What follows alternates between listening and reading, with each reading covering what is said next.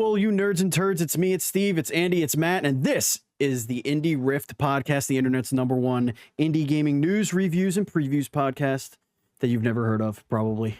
The show posts each and every week for your listening pleasure on your podcast service of choice, including our home Podbean. And of course, you can watch us on youtube.com/@indieRift. Gentlemen, how are we doing? We're together. We're Here. We did it. Yeah, almost an entire week. It's been a week. It's been it's been a doozy for me, but we're here. We did it. Work schedules changed, personal lives changed, hockey teams crushing dreams. Yeah. Steve messaged us at like 10:45 one night and was like, "Come on, I'm mad. Let's fucking record." Like, yeah, dude. I'm in a terrible fucking mood. Let's do a show. Yeah, let's do a show. Yeah, I want to fucking let's record while you're miserable because you're fucking. I did a whole pre-show. I don't know if you guys saw the post, but if you go on the Patreon, is it just you yelling into a pillow for 20 minutes? No. It's 9 minutes of me lament. Well, no, it's a 9-minute pre-show, which you could get if you go to patreon.com/indieRift, just like our Patreon producer, Colton the Apprentice Nestler. No, it's about 3.5 to 4 minutes of me lamenting the team and just being sad. And then it's a couple of minutes of me finally talking about and opening the booster box and deck that I got for Nostalgics back in PAX East 2021. Okay. What? I had wanted to make content for it forever, and I just never did because I was like, I have no one to play the game with.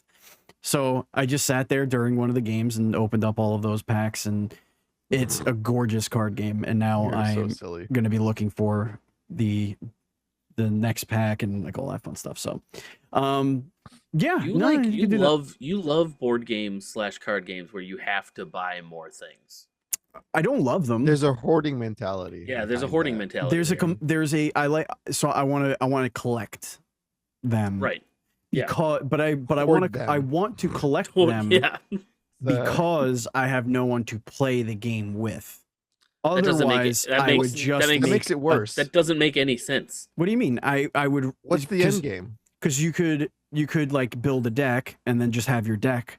And not play with anybody. No, I'm saying is so good. There's only two ways. I make some friends. There's only two ways you can play. There's only two ways you could consume those cards. It's either to play the game or to collect the cards. I'm choosing the collect the cards route because I have no one to play the game with. That's sad. I'm sad for you. Yeah. Oh, you know what? That's what happens when you live far away. And listen, man. You have two kids though. I can barely afford Boston. Never mind New York. I don't even want to talk to my kids. You want me to play a game with them? That's horrible. That's horrible.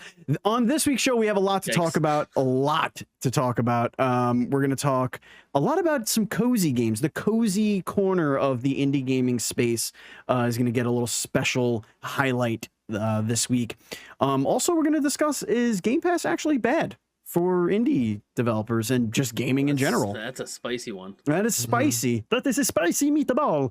But first, Andy, what's new on indieRift? We did an awesome interview with the creator of Constance, a beautifully hand-drawn 2D Celestalvania kind of game. Yes. Celestalvania. Celestalvania, yes. That's a new genre. I haven't watched the interview as of yet. Oh, it's so good, Matthew. You just fucking sold me. It's like Celeste with Hollow Knight, and there's Splatoon in there for good measure. Dear Lord. Just there's movement ability that is Splatoon like. What is it? Just like you're slicking along some paint or something? Like some puddle stuff. You're dashing and you're like, you can like wall sliding walls, like Mega Man X style, a little bit, like a little wall cling action going on. But you become paint. Oh yeah. That was a really nice. That was a really nice interview. That was a lot a great of fun. talk. There's a demo out. You should play it, Matt. It like has a good balance of the Celeste platforming with Hollow Knight combat. It's just beautiful to look at. Really nice design. Yeah. World design, enemy design, all that fun stuff. And we actually had a really nice in-depth conversation about like what is an appropriate vertical slice of a game as opposed to like something that would like mislead consumers as opposed to actually showing what your game is going to be, something to represent that. And we talked about mental health issues, which the game has a lot to say about as well. I forgot about that. It has layers. Yes, it was a really, really good episode. So check out Dev Dive right now. Just type in Dev Dive. It shows up. No. Keep watching this show first.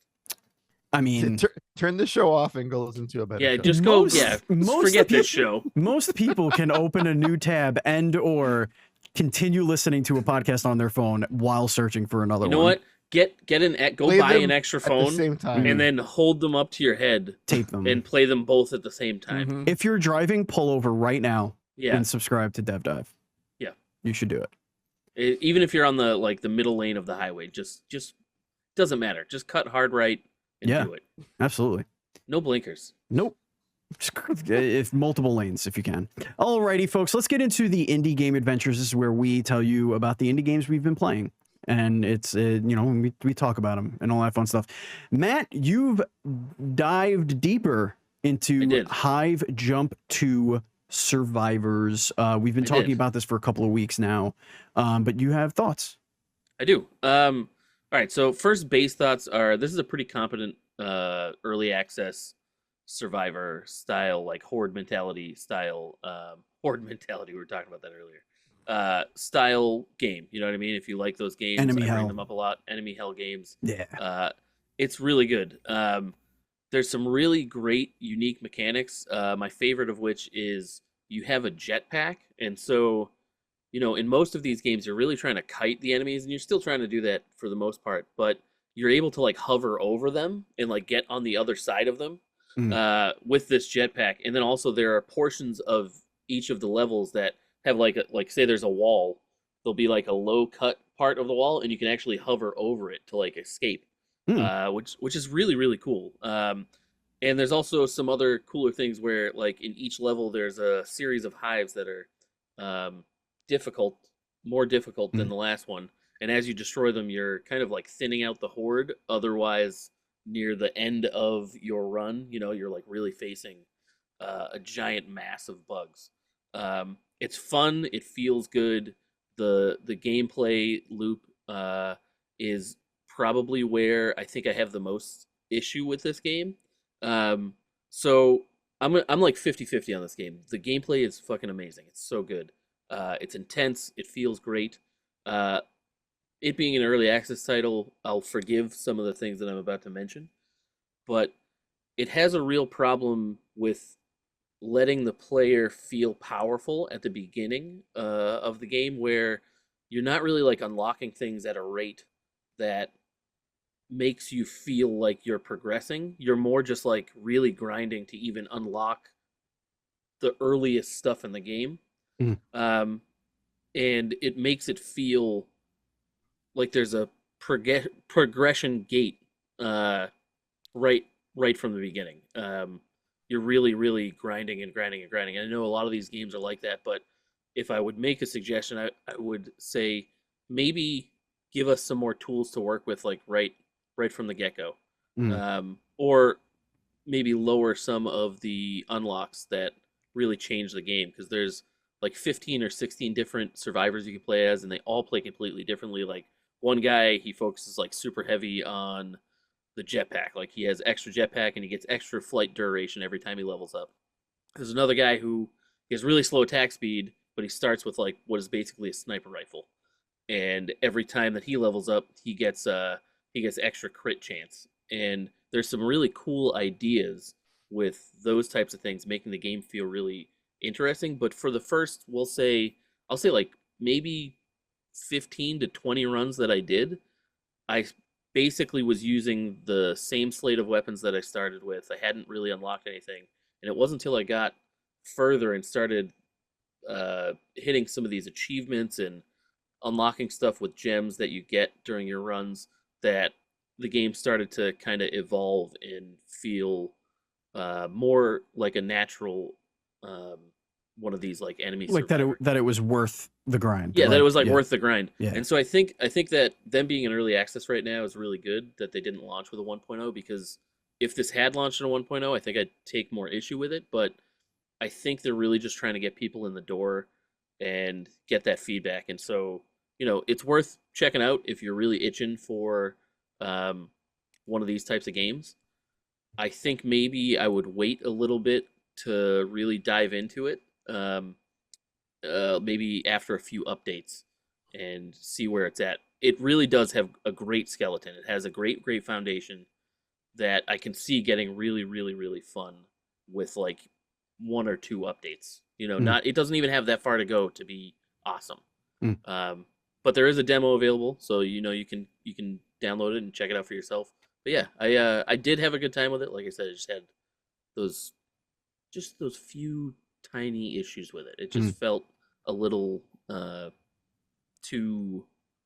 It felt like they were trying to limit your progression too much. The one other issue I've had so far, and I just don't know if it's that I haven't gotten far enough or like unlocked more stuff. I've beaten multiple runs and all that. The wave, like the makeup of every wave and in the order that they go in is the same regardless of which level you pick. There are several different levels. And the missions, so you get these tiny missions inside that will unlock like extra passives if you complete them, are also the same. So there's really not a whole lot of variety in terms of enemy makeup. You're facing the same things over and over again. And there's also not any variety in the level design yet. That sounds all like early access stuff. Like so that's what I mean. It's like I said, great foundation, has a little way to go, and they can definitely get there for sure. I have been doing a much deeper dive into Rotwood since. How is that? So I really would like for us to play together because that's a whole other half of the game that I haven't experienced yet, which is the multiplayer.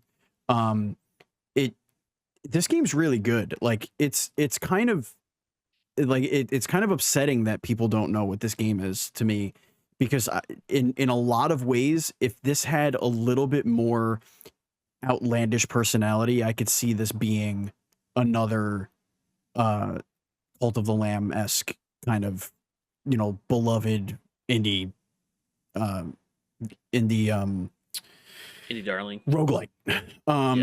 It's really good. I started unlocking more weapons and starting to really feel with these weapons and how different they interact with the world. And that's probably the biggest thumbs up from me, is they are so vastly different and stuff that I really don't ever remember messing with before in this kind of game. You have your standard hammer, which is like your big weapon. Then you unlock a spear. Each as you go on, you could collect a premium resource that unlocks like different versions of those weapons that are like a little better and do some different things. Like I unlocked the upgraded spear, which changes its like weapon ability. The spear's normal weapon ability is kind of like like a parry almost, like you could like knock the enemies back a little bit. And then the upgraded one is he does like a pole vault and like vaults over to the other side of the enemies, which is pretty cool. But there are these two other weapons. I was like, oh, how's that going to work? One of them is ostensibly a bazooka that shoots acorns, and you don't get to dodge when you're using your normal dodge button doesn't dodge. Instead, it does a reload. And if you time it right, you do a perfect reload where he reloads like right away. Your character reloads right away, so you can keep shooting. But then there's a buckshot, which buckshot shoots a spray of acorns in front of you and launches you back. And that's kind of how you dodge, because you're invulnerable when you do that. So for like that, half a second. So the weapon plays completely different than anything you played with before. And then I unlocked like these dodgeballs, which there's two big balls, like, I don't know, maybe like half the size of the character, and you chuck them at an enemy and it bounces straight up in the air, and then you could fisticuff them as you're waiting for it to come back to you, or like back down. If it hits another enemy, it'll bounce back up and like keep like trying to hit other enemies. But then sometimes the ball will just like land somewhere else, and you can like dodge roll, pick it up and throw it again, and like you're juggling these two giant balls while you're punching the shit out of enemies as these balls are like dropping all over the place, you know. Very, very reminiscent of like oh, what was that game? The dodgeball game. Shoot. Super dodgeball? No, the For the Super Nintendo? the squad shooter game with the dodgeballs that came out on Oh, something City? Shit, what was it called? Dodge City? no, Nope. Jump City? Knockout Knockout City. Knockout City. There it is. Yeah, Yeah, it we is. got there. We All got Very right. there. reminiscent of that style of combat, like with the balls, which was it was just really surprising. I'm So- terrible with them, but it was surprising. I have a question. So at first, when I saw this game a while ago, I thought it was kind of like, it was like, oh, this is a roguelike Castle Crashers. But the more I'm reading about it, it's more like a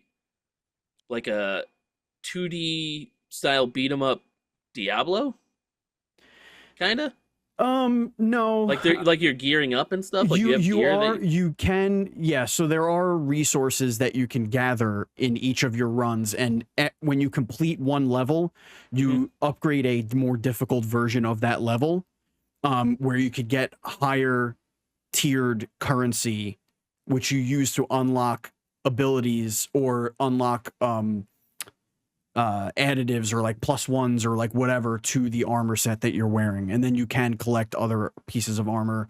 You could buy other pieces of armor that like will do some different things. Like one of them I think gives you a plus 1% chance to crit when you dodge with it attached. That's cool. But it doesn't seem like there's Diablo-esque amount of those. It seems like there's like maybe 4 or 5 different pieces per. There's a hat, a chest, and feet, and Sure. like there's maybe like 4 or 5 different versions of those right now. Like that's what I'm experiencing. Okay. I've only been able to find like one of the other sets for like 2 of the 3 pieces so far. I beat the first stage, unlocked the nightmarish whatever, I forget what they call the mode, but and I've been trying to work my way through the second one. It makes you work for winning. Like That's cool. it, like you need to understand how enemy patterns work and how the hazards work on the map. Like one of the cool things, the second level has is themed up with wind, and the final boss of that level is like this owl that like uses wind to as their ability, but all the levels are very wind based. So one of the enemies is like a turret that's, you know, it's like a tree turret that sits there, and it'll throw these explosive seeds, and then it'll flap its kind of branches and make this gust and shoot the seed toward a certain direction. Then there's these other ones that like will blow up and down or like left and right and like push anything that's in its way, and any hazard also affects enemies, so you could use those to your advantage too. Like there's these basically like little spike traps that shoot thorns up, and they take, you step on them, it blinks, and then it'll shoot, right? So if you could like wrangle some enemies, dodge through that trap, they'll chase you, and then boom, the spike comes up, does like 400 damage to like each of the enemies and stuff. It's very Isaac in that way. But yeah, it's one of those, all right, one more run kind of things. Like, oh, I'm an idiot, I shouldn't have done that. And the progression of being able to choose, all right, on this stage, am I going to go for more resources so that I can unlock stuff later? Am I going to go for a potion refill stage, or am I going to go for the question mark and see, what that has for me? So are you like moving through a map, kind of like Slay the Spire style? Like you're picking different fights as you're going along? No, track, like or kind of, but it's not from the map. It's from that when you clear a stage, it's like Zelda. Like all the doors that are available to you unlock, but you can only go through one. Yeah, cool. There's no backtracking. So you have to decide which one of those, like, which one of those tracks you want to go based on like what you may need. One of them is an upgrade screen where you could pay this like goo that you collect or whatever to upgrade some of your abilities that you get. At the end of every screen, you get to choose either one of 2 abilities, or in special cases you get 3 like more powerful ones. Like when you defeat a mini boss, you get like 3 powerful choices. And you pick one, it becomes one of your abilities, and then you move on to the next screen and blah blah blah. I'm having a blast, and it's multiplayer, and I'm dying to try that. Andy. Cool. Well, before you move on, I'm just shocked that this game only costs $11. $11, yeah, it's only $11. Why is it so cheap? I don't know. Early access, maybe. I legit just put it in my cart. I'm gonna buy it. Andy, I recommend it. Get me one too, because I have no money. I'm so fucking broke, dude. I'm so poor. I mean, it's okay if you don't. It's okay if you don't. I understand. It is early access, which I think, like right now, the way the game is, the enemies are varied enough, and like the weapons are cool. Probably just like adding more biomes, more weapons, more customization, because you create your own character. So maybe like more character customizations and stuff like that. But this to me feels like I'm a just super shocked that it's such a low price. Yeah, it feels like a real complete ass game. So I mean, the art alone looks like it's worth $20. Yeah, yeah. I mean, really they say like in their early access blurb, the plan for the full version of Rotwood is to add more bosses, weapons, armor, biomes, and customization options. Yeah, that is That's exactly that's all it needs. The Yeah, words like that you just said. everything. Yeah, and I had no idea they said that, by the way. I did not read that far ahead, but it was like almost word for word. Yeah, having a good time with it. Andy, what do you want to talk about first? Ooh, let's do number 2, because the first game Lake Haven. I'm gonna gush about for like Chrysalis 10 hours. So Lake Haven, Chrysalis is I guess all the talk of like old school PSX horror games last week. Yeah. Is like just forever in my brain. Only $3, by the way. So so steal of the week. So this is a very old school PS1 tank control-y, blocky, lo-fi, crunchy horror game, which it's a delight. So the devs basically made this game as a vertical slice, so to speak, to sort of fund the full game. It's like a prologue in a sense. So I would say it's like maybe 2 hours at most, 4 if you're like, have worm brain or something like that. So 6 for me. Got it. 6 for you. Got it.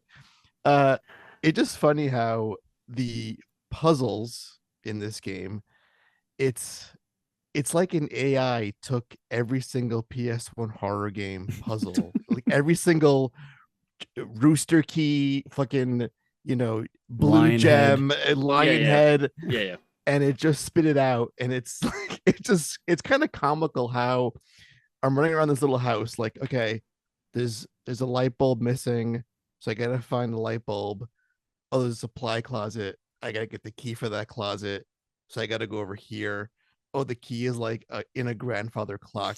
It's missing the hands, so I gotta find the hands. Then I gotta find the memo with the time to put on the hands, to open the clock, to get the key. So it's just so funny how that's she never leaves me alone. Damn it! I just want to have a relaxing weekend for once. Damn it, Grandpa! Why are you locking the cabinet with the key and the grandfather clock? Yeah, it's just so funny. And like one puzzle was there's like rotting flesh on the dining room table. Yeah, that's good. You have to take it and like put it like in an altar in the basement. It's like a sacrificial altar thing going on. Okay. I'm like, well, this is a blood stain, so I could put this rotting flesh here, see what happens, and oh, look at that, that's a puzzle solved. But all right, I guess cool, don't why play not? the game. Right? But I feel like you now know half the puzzles of the game. Solutions. Exactly. The lighting engine, the chest light, it feels like it was just torn like 1 for 1 from Silent Hill. Like the way it looks. You do love chest lights. Yeah, I was just gonna say that. Do we have a review haiku from you for this one? For this one. No. Come on, dude. Wow. Not for this one. Wow. Unbelievable. Unbelievable. It really is just absolutely uninspired. Unacceptable. Yeah, I'm sorry. Don't like that one. You know what? If we do it every week, it's not special. I don't want to water it down. True. Also, yeah, that's fair. That's I true. feel like catching you off guard with one. I feel like the game will inspire one. Yeah, like if it comes out shouldn't of be- you, Yes. right? Yeah, Yes. I This get is it. true. See, Matt I get gets it. I get it. But yeah, great game, super cheap if you like old school horror games with tank controls and just, it's a fun time. It's a good nighttime. It was a great Steam Deck in my hands in bed, like just tuning out the world and like I was 12 years old again playing these old school horror games. So yeah, highly recommended. I tried the demo for an enemy hell called Veil of Shadows. Looks like Merida from that Disney movie. What was it? Brave. Yeah, Brave. that's the one. Brave, yeah. It was okay. Like honestly, I mean its planned release date is maybe I don't know Q3. When is that? That's coming up. I don't like the aiming like and shooting once thing. It looks really slow. Yeah, Yeah, it does. it's very Also, the turning around looks super awkward. It's Yeah. very methodical, but the enemies overwhelm you almost instantaneously. You feel very underpowered when from the very beginning. But I like the vibes. I like the setting. I think the mystery of it all, like just how they're setting all that kind of stuff up. I didn't get that far into the demo as far as understanding what's really going on, but it looks like she's brought to this other world and is trying to figure out, piece things together. I like the graphics, I like the design, I like all that. It's just the shooting just doesn't feel great compared to how much shit you're dealing with. Running around. The levels are designed in a way, I don't know if it's on purpose, but they're like designed in a way that you're almost funneling these groups of enemies, but you don't have enough at your disposal to make those funnels worth it. So like you're just picking off like one or two guys at a time, and there's like 50, and it's like, oh man, I need something more. And when you level up, you're really only leveling up like your walking speed, your bow damage, and like your HP, and that's really it. So there's no other attacks. It's just your bow. It's just your bow. Yeah, it's like a twin stick shooter.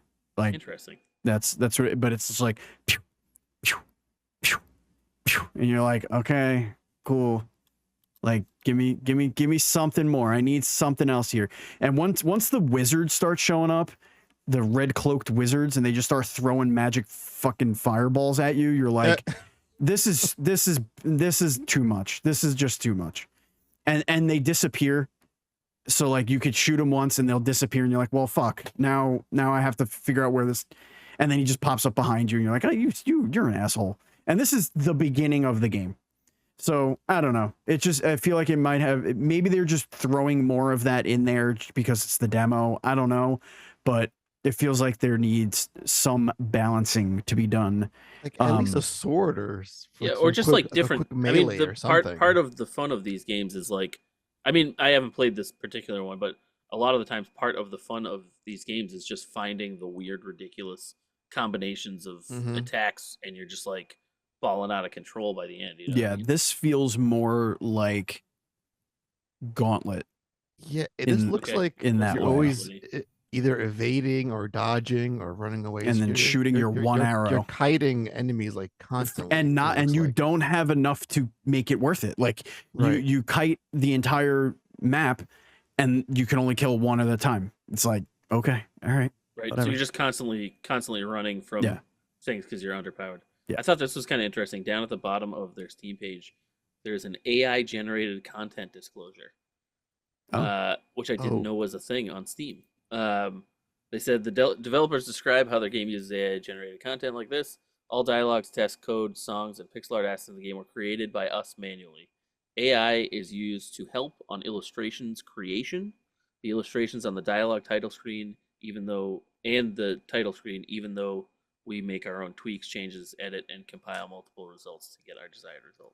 That's interesting. That's kind of nice though to have the little blurb at the bottom. Let folks know, hey, we used AI in some regard. Yeah, I think it's important. I think stuff like that. I don't know. This looks kind of interesting. I almost want to download it too. It's just it looked like an interesting world. I like the the movement, and but it just didn't feel great to play That's cool. in its I current mean, state. these games, like I bring one almost every week. They're like a fucking dime a dozen, Mhm. and you know, there's probably more terrible ones than Yeah. there are good ones. You know what I mean? It's Yeah. just you ran into one that maybe is not so hot. Not so hot. Andy, you have another game on here that is gonna spark a debate all on its own. You think it will? How indie is Stellar Oh, Blade? I think it's very indie. Really? Yeah. Interesting. I Okay. think if a company is starting off that's just made primarily mobile games and is now venturing into the world of console game development, Mhm. this is their very first game. Mhm. It looks very AA for sure. If you can classify a Death Stranding as like an indie game, if you're an independent developer, you're not under anyone's thumb contractually, it's your vision, then this game can easily fit. I think he into- was contractually obligated to do many things with Death Stranding. It was just he was given the time to do it. Mm-hmm. This is still indie. That's how I see it. I mean, this company it's its own thing. They're not owned by anybody. It wasn't like they were paid to make this game. This is completely their own thing that they're making. Just got a publisher, like most indie devs we speak to on this podcast. So Indeed. So That's what tell it us is. about it. Yeah. oh my let me know. god. So I didn't think I would love this game as much as I ended up loving it. Because you know me, like going in, I was in it for the fan service and the skimpy outfits and playing dress up for like 20-40 hours. Sure. But I ended up loving these stupid, dumb characters for some reason. Like they don't have the best dialogue. I think it's a translation thing, a localization issue between Korean to English. I think AI even played a role with that too, with the Yikes. dialogue. But on the translation side, the story isn't great. The story is like ultra predictable. It's like standard sci-fi fare. Like I was guessing plot twist like 4 chapters ahead because it's so televised and obvious where it's going. There are some twists, I'll give it that, but for the most part, it's like if you've played Nier before, any Nier game, you know where this is going, like 1,000% where the story is going. The combat is so freaking good. Like every time you get a parry and your controller goes cling, it's like the best feeling. It's like what makes Sekiro such a great game. It's parry system. And just fighting this giant monster and like getting like 12 parries in a row to like stun it and then do like a finishing blow on it. It's so satisfying. And then once the little drone guy becomes like a gun that can like shoot lasers and like heat-seeking missiles and like a shotgun and explosive shells. It's so fun. Like I went from finishing it to watching credits roll to jumping right into a new game plus because it's so much fun to play because you get all of your equipment, all of your stats, all of your skills unlocked, all of your outfits, and then the game was like, wait, but we're gonna offer you more. You can unlock new skills and new outfits and new abilities. I feel like for a new IP, a brand new developer in the console space, this is not like a well-known franchise. It's like it's a brand new thing. This is such a polished piece of software. Like it's not buggy, it's fun. There's no like microtransactions, like pay like 12, stellar blades to get like the outfit. It's everything is unlocked in game, and it's a really good lesson for most developers to take a look at because it's phenomenal. And I can't gush enough. It was like a solid 8, and then at the very end, it's like a 9.5. The last like act of this game, like the enemy design is amazing. The bosses are challenging, and again, the satisfaction you get from pairing them and like and being good at the game is so rewarding. And I'm in love with it. It's I don't know how it happened. I fell in love with the stupid little it was written like, in the stars. I was just I was shocked. It was more than just. I do feel like it's an Andy. It is, but like you would think, all right, it's gonna get you in there with the TNA.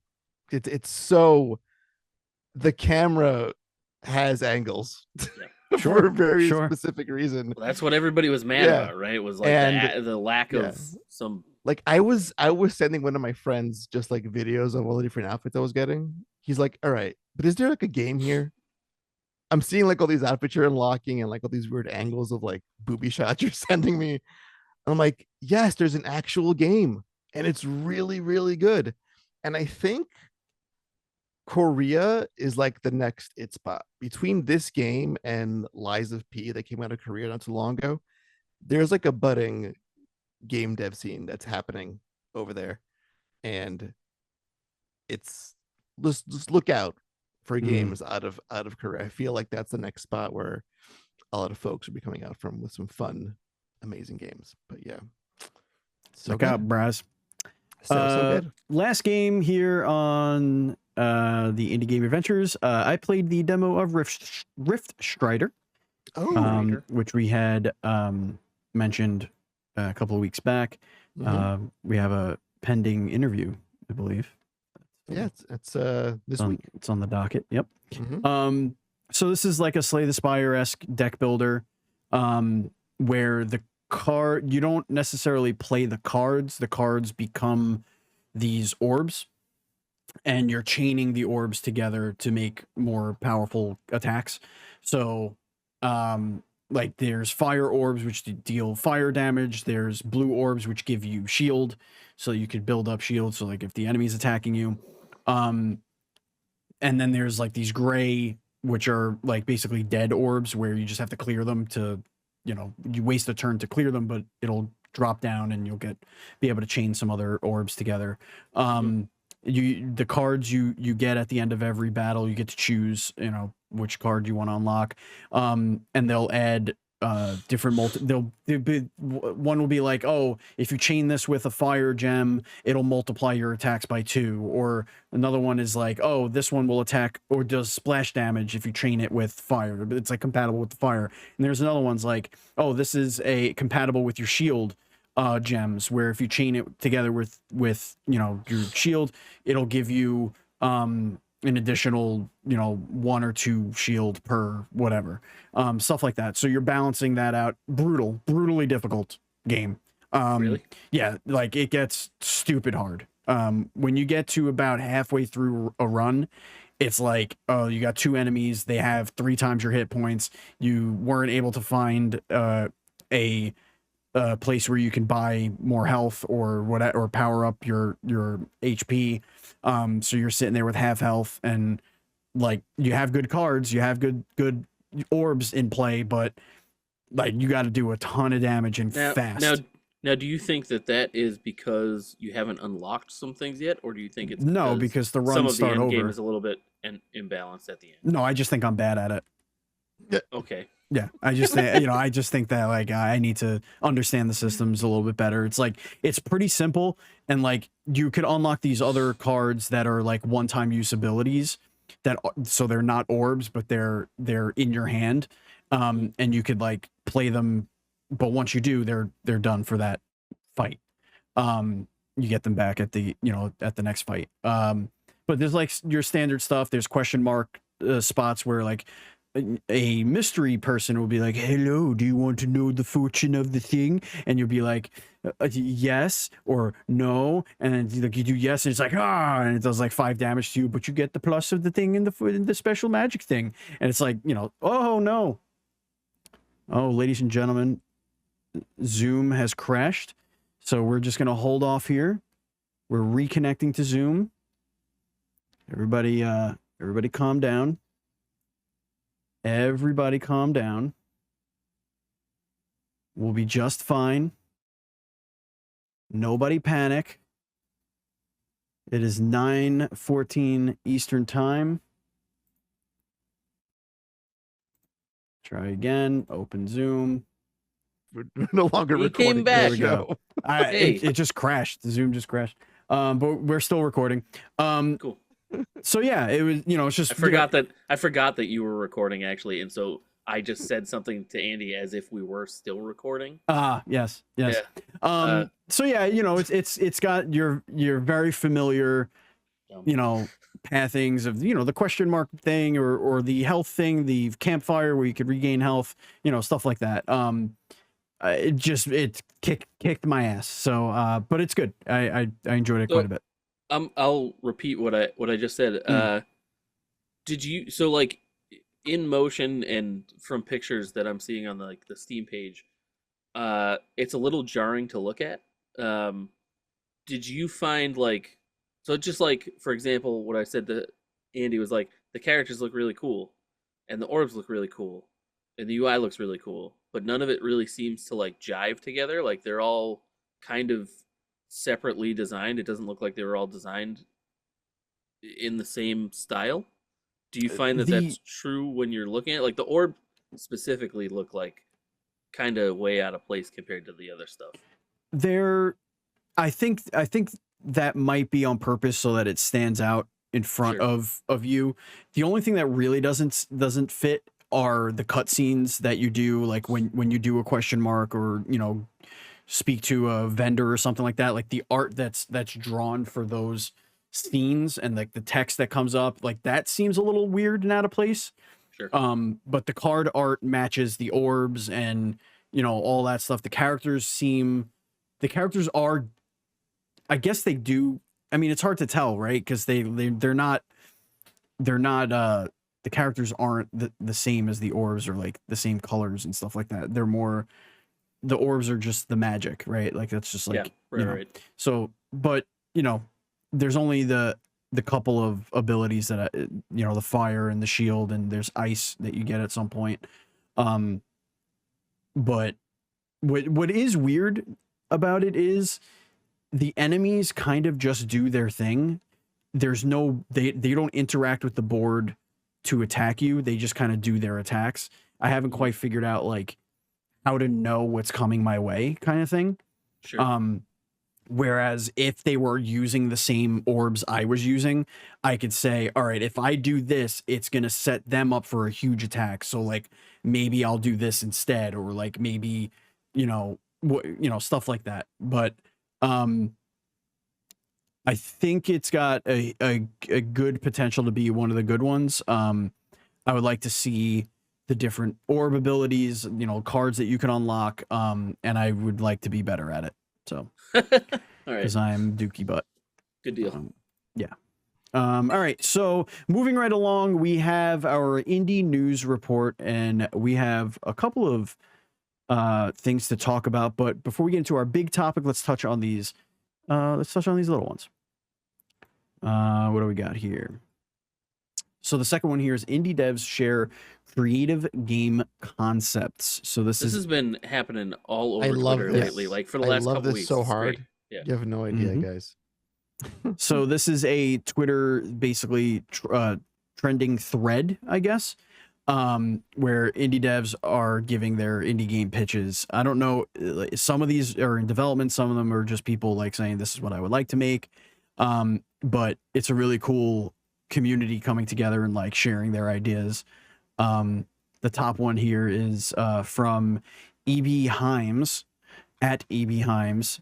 My indie game pitch in 5 words or less: lesbian vampire kidnaps you. I mean, that says it all right there. Yeah, that is. I like a little further down. There's a dev on a boat.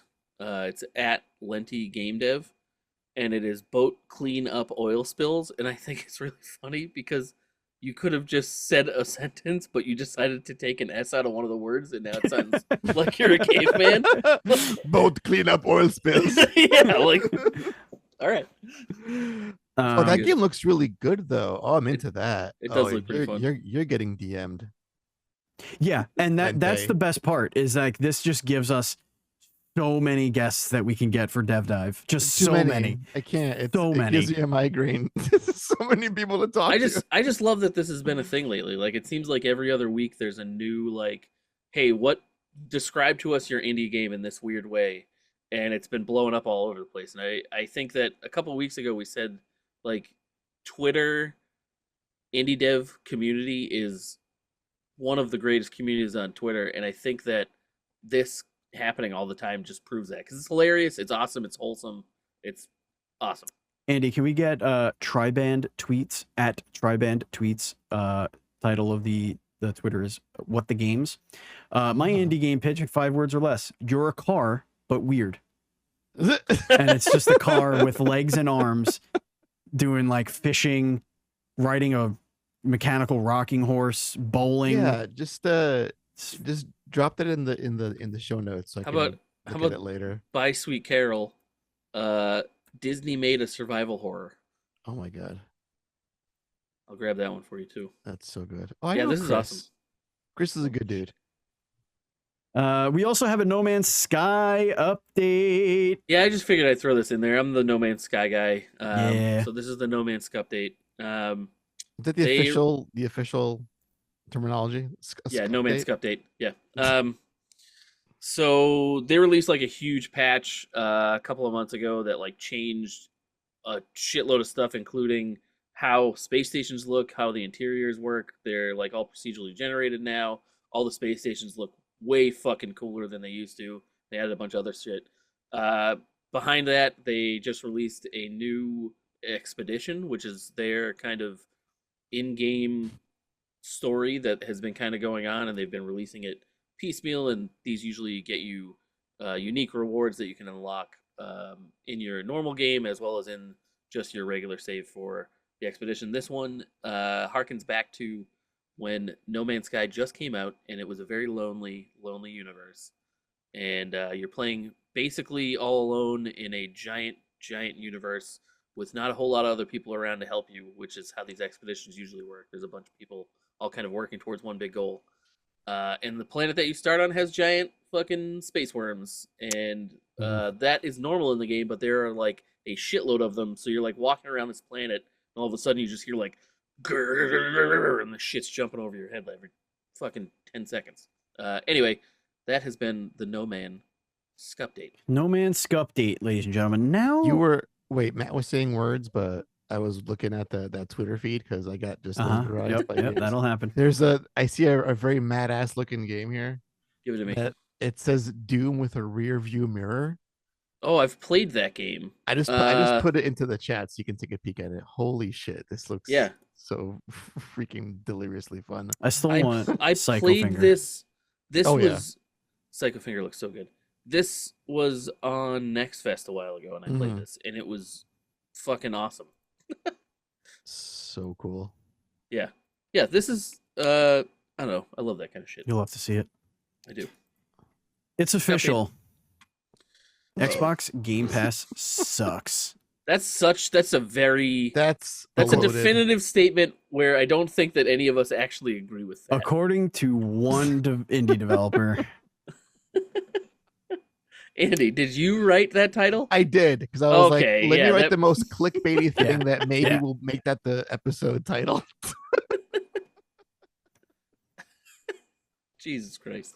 I was like, Metal Hellsinger developer says he is against Game Pass after seeing how it affects sales.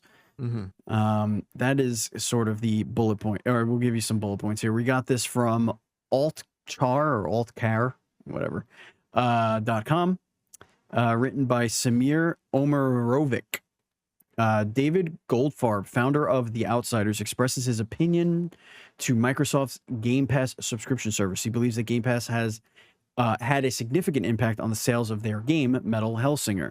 He suggests that Game Pass can eat away at the audience on PC, especially for niche titles with no replay value. We'll give you a little quote here. Let's start with Game Pass. Let's discuss zero marketing. Then we can move on to it being, whether you like it or not, a niche title. Your audience, Game Pass will quote, eat your audience alive on PC, especially if you are a short game with no replay value. This just to put that in a little bit more context, he's specifically talking about Senua's Saga, Hellblade 2, and Right. why it doesn't seem to be doing like big time numbies. Because a lot of people could just play it. Well, they were trying. I guess folks were trying to pin it on like a lack of marketing, and also like I don't think there's that's true though. Well, wait, hold on. They were trying to pin it on like this weird like, oh, we're in a TikTok Fortnite generation where like if it's not a battle pass loot box system, you're gonna ignore it, which sounds like an excuse to me because many other games that we've enjoyed recently, I mean, I can just say Stellar Blade off the top of my head, is a game that did sensational numbers and is You know, a not PlayStation IP. and is not like a TikTok Fortnite game at all. It's like fucking came out of this PS2 gen, and it's rocking everyone's world, and it's doing great sales wise.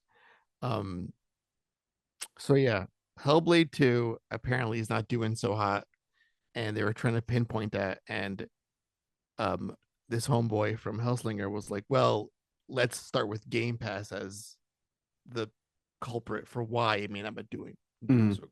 Yeah. But to just play devil's advocate, if Game Pass doesn't exist, do less people play it or do more people buy it? That's a great question, Matt. There's a weird catch-22 with Game Pass. It's made a weird situation because I did some further research on this topic from other sources, and it seems like there's a weird pressure that if your game isn't on Game Pass, then there's almost no reason to even put it on an Xbox system because it'll be ignored completely. Yeah, it's going to be just passed over completely. And then in this instance, it is on Game Pass and it's still going to impact sales in some way because this guy goes into his experience on Game Pass, and folks asked him point blank, like, hey, you put your game on Game Pass, so why are you like doing a complete 180 right now? And he's asked, if you're so against Game Pass, why did you put Metal Hellslingers on it? Just curious. And he says, I wasn't against it until we did and found out how it affected sales. How do you know that it affected sales though? Like, how do you know? Yeah.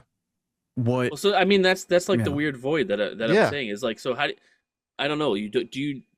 How much money did you get from Microsoft for Game Pass, and how do you know that Xbox sales specifically would have trumped what you got from because Xbox, or is it even a step further from that, where if your game is on Game Pass, your game sells terribly everywhere? Is that what they're saying? You know what I mean? Well, I don't know. He specifically mentions PC players. So if PC is your main target audience, like if you're releasing on Steam and then Game Pass so that you can get on an Xbox console, but also like the Xbox Game Pass, PC Game Pass, whatever it is, Ultimate plus all amazing, whatever the hell they call it. But like, I think that's what they're mainly talking about is like, if we're not on, and if we're only on what directly competes with Game Pass, that's where it's cannibalizing.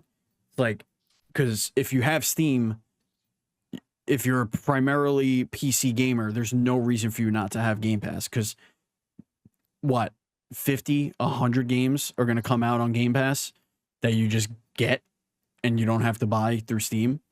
You know what would be a really interesting example for this is if they released Hellblade 2 on PlayStation eventually, and to see if PlayStation people dive in on it. I think they will, but only for this game, because this game was originally a PlayStation console exclusive with a PC release. So the initial fan base for that game was born on PlayStation, and they bought most of the copies of this game. Then it made the jump to Game Pass on Microsoft, and you're seeing that no one's really buying. Maybe the audience is just sour on it. Right, or even playing it. Like I was looking at numbers the other day. It's like number 100 of the top selling games on Xbox. And it's like, Well, yeah, it's not. Why would? Why? right, What do you mean? Of course, it's the number 100. Nobody's gonna fucking buy it, dude. It's on right. Game Pass. Well, right. So what if no one's buying it? But I mean, do they? I mean, we've seen Xbox put out press releases talking about how many players are playing a game through Game Pass. Like, is this also not doing well there? Like, you know what I mean? Like, is it also I not don't getting think the it is. clicks through Game I Pass? think it was like number 40 in the most played. Yeah. That's pretty So wild. Yeah. that to me is more indicative of the IP not Mhm. getting the push, right? Like it's and it Yeah, I it don't- could be as simple as PlayStation gamers being like, I'm not getting Game Pass. Fuck you. I'm not. You took my game away. You took Hellblade away from me. But yeah, but you know, what about the they- actual Microsoft audience that's not playing or buying the game? Well, yeah. I mean, right. you know, they also are. You know, I don't want to generalize, but the Xbox gamer likes like 3 games. Like, I don't want to generalize. You know, Let me say like- the most blanket games. statement I mean, that I can fucking say. if- But what's funny is one of my 3 games on Xbox is Skate 3 all the time. I just Sure. play Skate 3 constantly. That is one of the. there's like when you know growing up or like even my friends that had the 360 or like whatever, it was Call of Duty, it was Madden, and it was Halo. Like that's what Xbox gamers played. Game Pass kind of opened it up to me where because I don't Call of Duty or Xbox was my Call of Duty home. Like that's where I played Call of Duty because that's where like I just it's synonymous with Xbox for me. It's not a PlayStation game for me. And that has to do a lot with just growing up and everyone being like, get on Xbox Live and let's play Halo, let's play Madden, let's play this, let's play that. So I think that and now you're conditioning an entire generation of gamers to not buy these games. And I want to walk you back just a little bit. Yeah. Just a little bit. Because I feel like Xbox One era, we're probably talking about that. Xbox 360 era, I mean, I was one of those guys and I played so much shit, man. Like the Xbox 360 generation is arguably the best generation that Xbox has had. yeah, And what they I'm had a saying is that shit the ton of games. legacy But doesn't I know. continue. Yeah, I agree. That's the factual statement, Matt. There's no argument to be had with that statement. That's just it. I feel I don't want to The three- generalize all Xbox people. It's games. not What it's 3 not games? Steve? it's I'm not really- like I'm really it's not- curious. well, I said the Madden, Call of Uh-huh. Duty, and Halo. And Halo. Like that's like when you think when I talk to like Xbox gamers, that's what they're playing.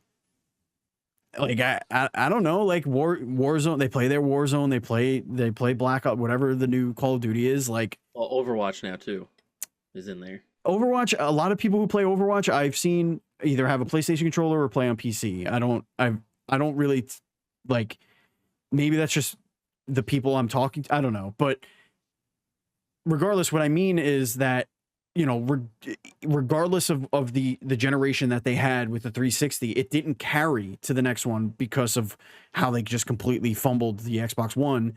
And then this new Xbox with Game Pass being the way to play games, the thing that they're shoving down your throat and purchase and gobbling up, you know, other franchises and publishers and developers and like doing all that stuff and like changing how those games are consumed. Or god damn it, why do you keep crashing?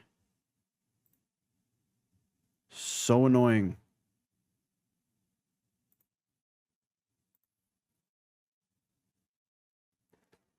Am I losing internet? Is that what's happening? That might be what's happening here.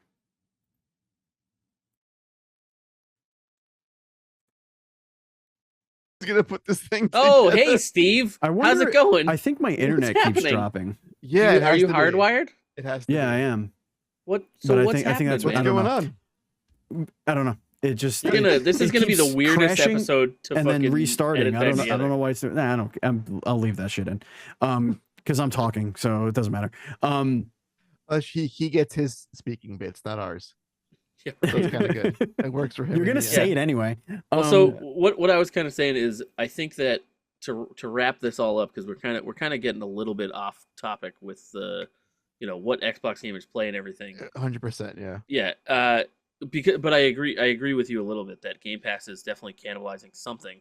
It's just really tough to put a pin in any game because there's no way to tell what amount of money they got up front. We have no idea how many sales that they would have done otherwise. Mhm. And it's just this weird void that exists in the games industry right now where, Game Pass is definitely this pretty, overwhelmingly consumer friendly thing, right? Mhm. Like you're paying $15 a month, you're getting a shitload of games. That's Mhm. fucking great. It's amazing. But for how good it is for consumers, it seems like every couple of months we're hearing this little cry out of like, hey, this might not be so good for Mhm. devs and like the industry, especially when you're on the lower end of the dev totem pole. You know what I mean? When you're those indie developers. Obviously, Activision Blizzard makes a gajillion dollars, and fucking Call of Duty is they'll going to be get just downloaded fine. a million times, and they're going to Yeah. be fine. But someone like this with Metal Hellslinger, he made a cool game that probably would have gotten played by, or again, that's the whole point. Is like we don't know how many people would have played it, but he's Like, complaining about it. I don't know. Is the thesis? Is he thinking like? Because he was saying he didn't know how much it would impact until he saw the But how does he? sales. But how does he know that? Does But he have like a sales well, analytics Is data? it like a crystal ball? It's like, hey, guess what? You would have sold this many more had it not been on Game Pass. Yeah, I don't know. Because It's I so guess tough. it seems like he must know something metric wise that indicates that the amount of money he got. Because Game Pass, I feel, is Game Pass. There's no like, oh, Game Pass PC, Game Pass. It's just Game Pass as a Right. blanket. So you're getting X amount of dollars for some, like, these represent X amount of sales. Take it or leave it. So he took it. Yeah, I really want to know if part of the initial pitch for Game Pass within the last, we'll say, 2 years, where it's really like blown up, has been like, hey, this may also convert to sales when your game comes off of Game Pass, True. and that transaction, that conversion is not happening at all. Because why would you go buy that game when you got your fill of it, and now there's 5 new games on Game Pass this week? You know what I mean? Mm-hmm.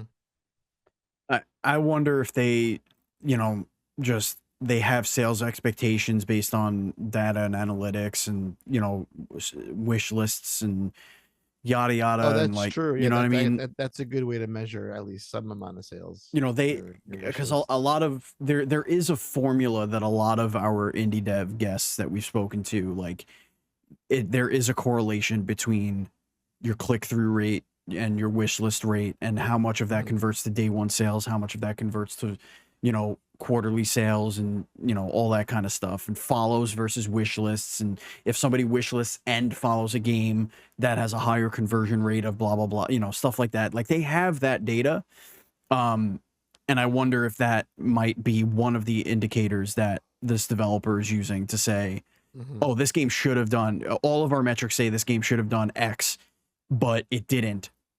What are the reasons why? Well, one, it's a niche title, which he admits.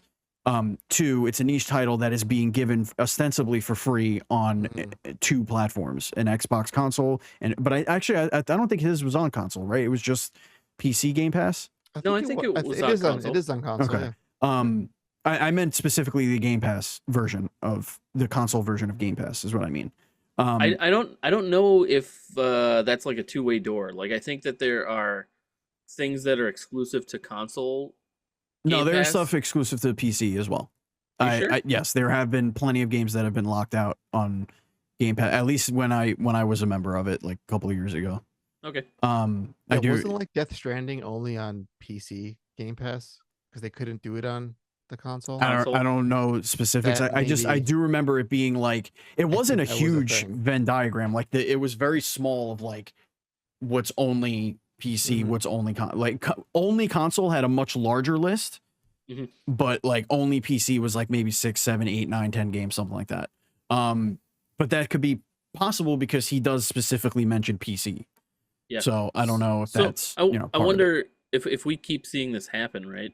Where every once in a while some smaller dev starts something like this, right? It's not like this doesn't seem like it's been making the rounds or anything. It's just an article that we found. It doesn't seem like it's blown up or anything, but I wonder how long it takes Microsoft to start reacting to stuff like this where, okay, well, maybe this isn't a sweet deal and maybe we got to figure something else out because it seems like it's working out for some people, but it's like really not working for other people. I think it's working for them. So right, so it doesn't matter, right? Yeah, it's making them a shitload of money. The only time they would concern themselves with it is if developers stop wanting to be a part of it.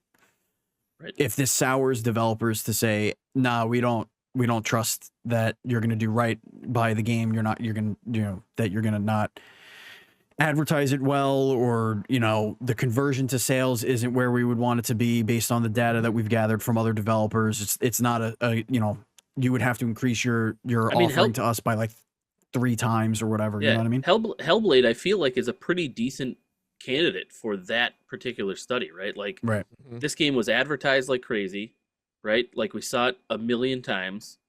It was pushed by Xbox. There was a full pop-up ad on every fucking Xbox that tells you that this game's now available, and if you have Game Pass, it was the only thing we knew they were making for so long. It was what introduced the Series X and S to us. That was like it was like the face of that reveal. And now it's like a puff in the air. Footnote. Like it's a footnote. But regardless of the insane reviews that it's getting like crazy reviews. But it's still just, it feels, I think that's like what it is. There's like this Game Pass, this cloud hanging over games that come out on Game Pass where, you get really excited for when a video game releases, like those old days where you would go to GameStop and you would stand in line and this game would be coming out. And even though we don't do that anymore, there's still this hype movement that kind of gets pushed behind games. And I think that there's some weird part of Game Pass like barrels over that a little bit. Like there's like a little bit of a you know what I mean? Like it comes out and it's like the confetti poppers don't really pop off, and it's like fucking it's like a little bit of fucking dust in there or something, and it's a really weird effect, and I don't particularly understand. It's like, again, it's like you're trying to be like what they call the Netflix of gaming, but Netflix, when I go on it sometimes, Netflix has that problem too. I think to speak to Steven's note, I just watch like the same 4 things. Like Seinfeld's on there, so that's always in the background. Yeah, exactly. I just started watching Reba because that's on. That was just added oh my recently. God! Yikes! All right, and I watched like maybe the occasional like documentary. But you're just so much crap. But really, for me, it's just Seinfeld and Reba. Seinfeld and Reba. It's my Fortnite and Halo. Such a fucking weird combination. All right, enough of that. Let us know what you think in comments and what. Yeah, what's your Seinfeld and Reba? Yeah, tell me about it. Let's do really quickly the wish list roundup. This is where we just tell you some games that came across our computies and our scroll thing and all that fun stuff. First on the list is Constance, which we did our little interview, Dev Dive. So, yeah, Constance, Andy, good ass game. Good ass game. Wish list the fuck out of it. It deserves your attention and love. I mean, just look at it, and you'll know why. Yes, we spoke about it at the top of the show. I just downloaded the demo. That's excellent news. The next one on here is Seed of Life. Who put that one on there? Okay, so I came across this game on that Twitter thread about pitching your game, and this guy's pitch was, "I brought back Zelda dungeons." And I was like, sold.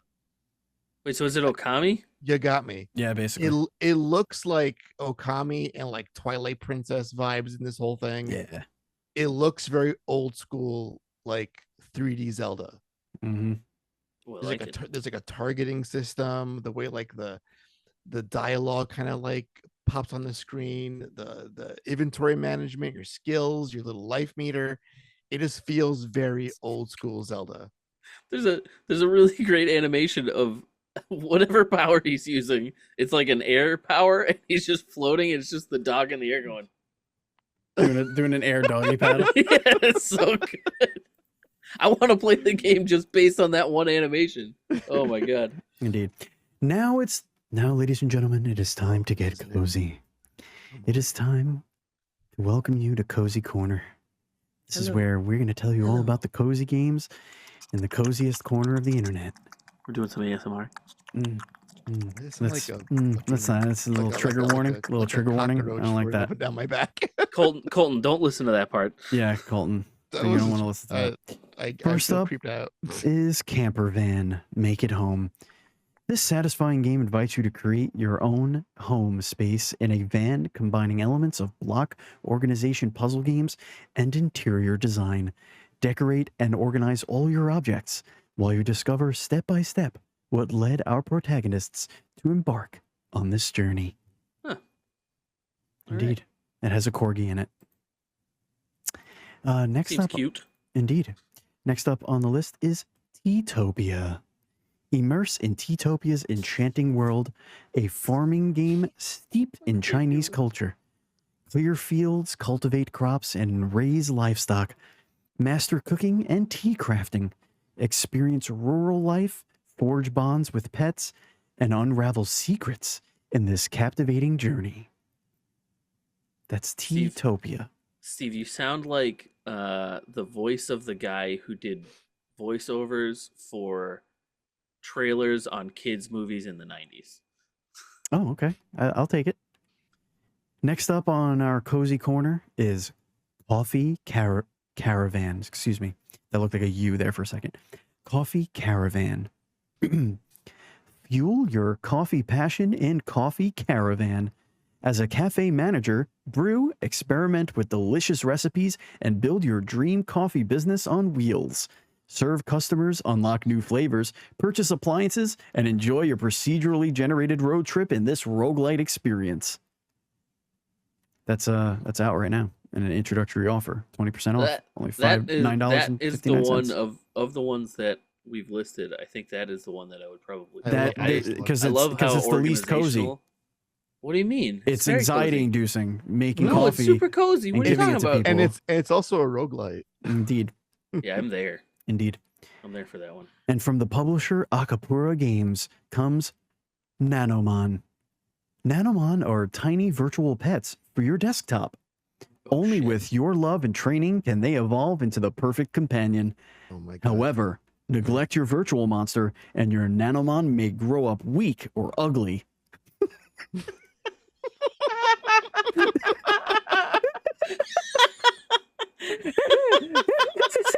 I wasn't expecting that one.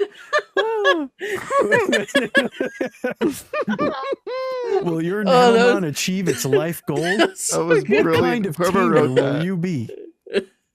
I thought it was gonna be like, or when you get back, they're gonna be real mad at you. There's gonna be poop on the floor. No, if you don't take care of your Nanomons, they might be ugly or weak. Real ugly and just bad at things. They're so bad. Oh, that was good. Christ. I enjoyed that. Pretty good. And that, ladies and gentlemen, is Cozy Corner here on the indieRift podcast.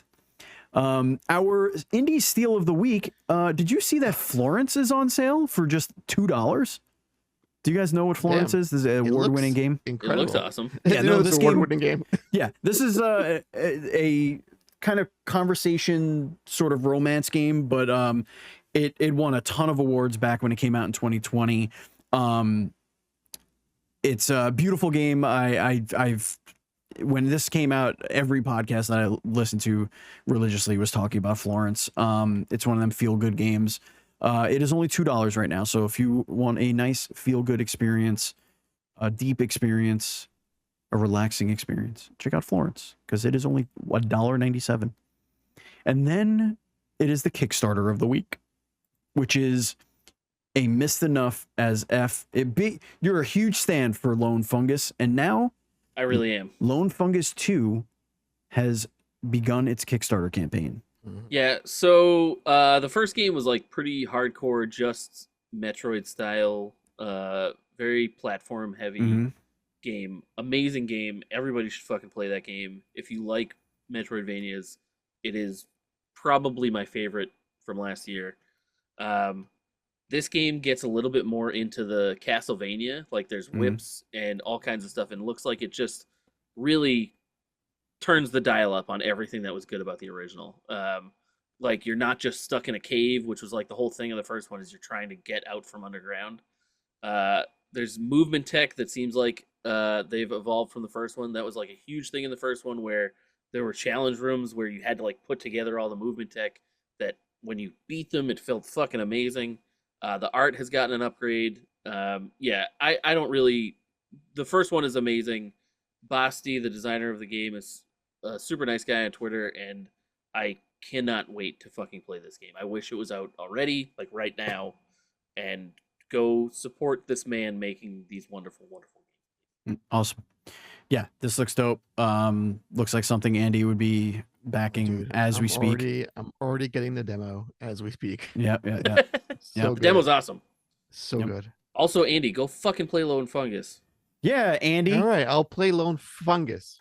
Ladies and gentlemen, fucking good. That is going to bring us to the Mushroom end of the show. Thank you for hanging out with us. It was a really fun episode. I'm sorry that my Zoom crashed a couple of times. So before it crashes again, I do want to say goodbye and say thank you. Please check us out. Go to indieRift.com. You can find everything over there. And of course, go to youtube.com/@indieRift if that's not where you're already consuming the show. If it is, leave a comment, hit a thumbs up, share the episode with your friends. We think the show's awesome. And if you think the show's awesome, you should tell more people about the show.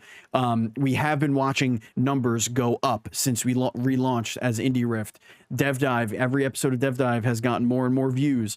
indieRift podcast, while it's lagging behind Dev Dive, is also trending in that direction, and we're so thankful for that. Please continue to share it with your friends, and make sure you're interacting with it. And you know, if you want, you could also review us on podcast apps. You know, go on your iTunes, go on the Spotify, whatever, and check us out there. Thank you, Andy. Thank you, Matt. Thank you, listeners. Yeah. And as always, please be excellent to each other.